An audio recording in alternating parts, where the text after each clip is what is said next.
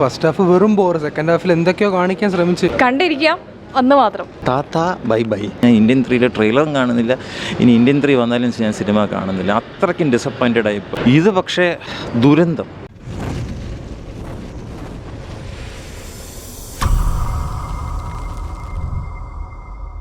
ഒരു 3ൻ്റെ ഒരു വാമപ്പ്, അതാണ് മെയിനായിട്ട് തോന്നുന്നത്. 1ൻ്റെ അത്ര ഒരു ഫിനിഷിങ് ഒന്നുമില്ല. ഫസ്റ്റ് ഹാഫ് വെറും ബോർ, സെക്കൻഡ് ഹാഫിൽ എന്തൊക്കെയോ കാണിക്കാൻ ശ്രമിച്ച് പക്ഷെ ഒന്നും അങ്ങോട്ട് ഒത്തില്ല. കണ്ടിരിക്കാം അന്ന് മാത്രം, പ്രത്യേകിച്ചൊന്നും പറയാനില്ല. നെഗറ്റീവ് എന്ന് വെച്ച് കഴിഞ്ഞാൽ നമ്മൾ പ്രതീക്ഷിക്കുന്ന കമലഹാസൻ്റെ ആ ഒരു ഇതില്ലേ, അതങ്ങ് ആ ഫസ്റ്റിനെ കമ്പയർ ചെയ്യുമ്പോൾ അത്ര ഒന്നും വന്നില്ല. കണ്ടിരിക്കാം എന്ന് മാത്രം. ഇനി മൂന്നാമത്തെ നമുക്ക് വെയിറ്റ് ചെയ്യാം. താത്ത ബൈ ബൈ. എനിക്ക് വേറെ ഒന്നും പറയാനില്ല. ഞാൻ സിനിമ എനിക്ക് തോന്നുന്നൊരു 20 മിനിറ്റോളം 20-30 മിനിറ്റോളം ലേറ്റായിട്ടാണ് കയറിയത്. ഇപ്പോൾ സിനിമ തീരുന്നതിൻ്റെ ഒരു 10 മിനിറ്റ് മുമ്പ് ഞാൻ ഈ സിനിമ കണ്ടപ്പോൾ ഞാൻ സ്കൂളിലായിരുന്നു കണ്ടുകൊണ്ടിരുന്നത്. ഞാൻ അന്ന് പോലും തിയേറ്ററിൽ 2 പ്രാവശ്യം പോയി കണ്ടതാണ്. എ.ആർ.റഹ്മാൻ്റെ മ്യൂസിക്, ശങ്കറിൻ്റെ ഡയറക്ഷൻ, കമലഹാസൻ്റെ ആക്ടിങ് ഒരു രക്ഷയില്ലായിരുന്നു. ഇത് പക്ഷേ ദുരന്തം, അൺഫോർച്ചുനേറ്റ്. എന്തിനാണ് ശങ്കറിൻ്റെ കരിയറിൽ ശങ്കർ ചെയ്ത ഏറ്റവും മോശം സിനിമ. എനിക്ക് വിശ്വസിക്കാൻ പറ്റുന്നില്ല. എൻ്റെ ഒരു ലൈഫ് ടൈമിൽ ഞാൻ ശങ്കറിൻ്റെ ഒരു സിനിമയെക്കുറിച്ച് ഇങ്ങനെ പറയും. കമലഹാസന് പോട്ടെ, കമലഹാസന് ഇപ്പം പൊളിറ്റിക്സ് കയറി തലയിൽ പിടിച്ചിട്ട് അദ്ദേഹത്തിന് എന്തൊക്കെയോ ചെയ്യണമെന്ന് ഇതുണ്ട്, അത് സിനിമയിൽ ഇടാൻ നോക്കുകയാണ്. പക്ഷേ ഇറ്റ്സ് ഹൊറബിൾ. ഇത്രയും നല്ലൊരു ക്യാരക്ടർ, സേനാപതി എന്ന് പറഞ്ഞൊരു ക്യാരക്ടർ ഇങ്ങനെ കൊലപാതകം ചെയ്തു. It's horrible. കഷ്ടം തോന്നി എനിക്ക്. ശങ്കർ ഇങ്ങനത്തെ സിനിമ എടുക്കാതിരുന്നാൽ മതിയായിരുന്നു. സേനാധിപതി ആ തൈവാനിലോ തൈപ്പയിലോ എവിടെയെങ്കിലും മറ്റേ സന്യാസനം ചെയ്ത് അവിടെ നിന്നാൽ മതിയായിരുന്നു. ഇതിൻ്റെയായിട്ടും കൂടുതൽ അവിടെ ചൈനയിൽ പ്രശ്നം ഉണ്ടായിരുന്നു. അവിടുത്തെ ചൈനീസ് ഗവൺമെൻറ്റിനൂടെ വല്ല അടികൂടിയിട്ടൊക്കെ നിൽക്കുന്നതായിരിക്കും നല്ലത്. ഇവിടെ എന്തിനാണ് വരാൻ പോയത് ഞാൻ ഇപ്പോൾ ആലോചിക്കുന്നത്.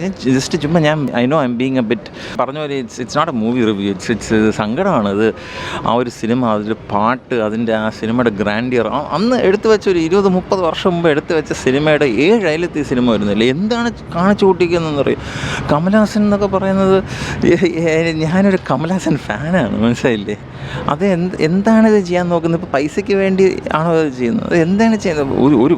ഒരു ഓഡിയൻസിൻ്റെ ടേസ്റ്റ് അറിയാതെ പോകുന്നു. ഇത്രയും വലിയൊരു മഹാനായകൻ ആൻഡ് ശങ്കർ എന്ന പോലത്തെ ഒരു ഡയറക്ടർ. ഇപ്പം ഒരുപാട് ആൾക്കാർ പറയും 2.0 ആയി വിചാരിച്ച രീതിയിലൊക്കെ വന്നില്ല. പക്ഷെ അതിലെന്തെങ്കിലും കണ്ടൻറ് ഉണ്ടായി എടുത്തു വെച്ചേക്കുന്ന രീതി ആൾക്കാർ അവസാനം പ്രൂവ് ചെയ്തു, എന്തെങ്കിലും കാര്യം ചെയ്തു. ഇപ്പം ഈവൻ 2.0യിൽ ഒരുപാട് ആൾക്കാർക്ക് ഇഷ്ടപ്പെട്ടില്ല. പക്ഷെ അതിൻ്റെ അത് ഗ്രാഫിക്സ്, അക്ഷയ് കുമാർ എന്ന് പറഞ്ഞാൽ ബേർഡ്മാൻ എന്ന് പറഞ്ഞ ആളുടെ ക്യാരക്ടർ പോർട്രയൽ, അതൊക്കെ വേറെ ലെവലായിരുന്നു. ഇതെന്താണ് ചെയ്യാൻ നോക്കിയിരിക്കുന്നത്?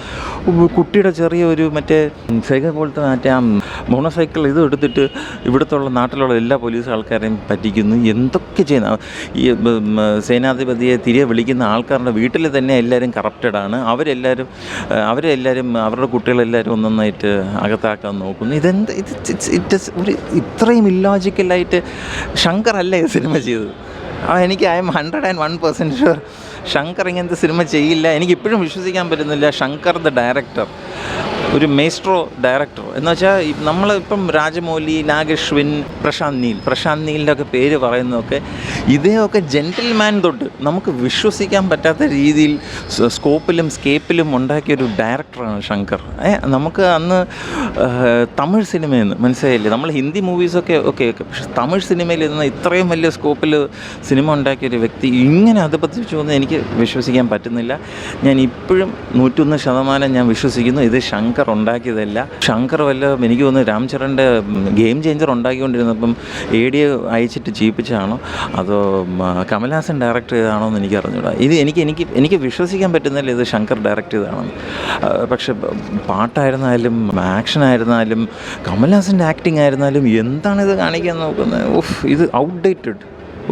ഈവൻ എനിക്ക് തോന്നുന്നു ഈ സിനിമ ഒരു 20 വർഷം മുമ്പ് റിലീസായിരുന്നാലും പോലും സിനിമ എനിക്ക് തോന്നില്ല ഓടുന്നു. I don't think this movie is going to do well. I got Indian 3 ദയവ് ചെയ്ത് ഇന്ത്യൻ 3 ഉണ്ടാക്കരുത്. സേനാധിപതി തിരികെ തൈവാനിൽ പോവും, അവിടെ സമാധിയിലിരിക്കൂ, അല്ലെങ്കിൽ സന്യാസനെല്ലാം ചെയ്ത് കുട്ടികളെ അവിടുത്തെ കുങ്ഫുക്കെ പഠിപ്പിച്ചിരിക്കൂ. ദയവ് ചെയ്ത് ഇന്ത്യൻ 3 കൊണ്ട് വരരുത്. ഞാൻ സിനിമ തീരുന്നതിൻ്റെ 10 മിനിറ്റ് മുമ്പ് ഇറങ്ങിയപ്പോൾ അവിടുത്തെ ചേട്ടനും പറഞ്ഞു ഇന്ത്യൻ 3യുടെ ട്രെയിലർ കാണും. ഞാൻ പറഞ്ഞു ഇന്ത്യൻ 3യുടെ ട്രെയിലറും കാണുന്നില്ല, ഇനി ഇന്ത്യൻ 3 വന്നാലും ഞാൻ സിനിമ കാണുന്നില്ല. അത്രയ്ക്കും ഡിസപ്പോയിൻറ്റഡ് ആയിപ്പോയി. I M let down completely. ഞാൻ പിന്നെ എടുത്ത് പറയുന്നത് ശങ്കർ അല്ല ഡയറക്റ്റ് ചെയ്ത്. ശങ്കർ ഇങ്ങനത്തെ സിനിമയ്ക്ക് ശങ്കർ ഇങ്ങനെ സിനിമ ഉണ്ടാക്കില്ല. ഇത് വേറെ ആരും ഉണ്ടാക്കിയ സിനിമയാണ്. അതിൻ്റെ അകത്ത് കമലഹാസൻ പറയുന്നുണ്ടല്ലോ, ഓടവും മുറിയാതെ ഒളിയവും മുടിയാതെ. ഈ സിനിമ കണ്ടതിന് ശേഷം നമ്മൾ ഓടിപ്പോവും, എവിടെയെങ്കിലും പോയി ഒളിച്ച് ഓടാനും തോന്നും. ഈ സേനാധിപതി പ്ലീസ് എവിടെയെങ്കിലും പോയി ഒളിച്ചോടി നിന്നോളൂ.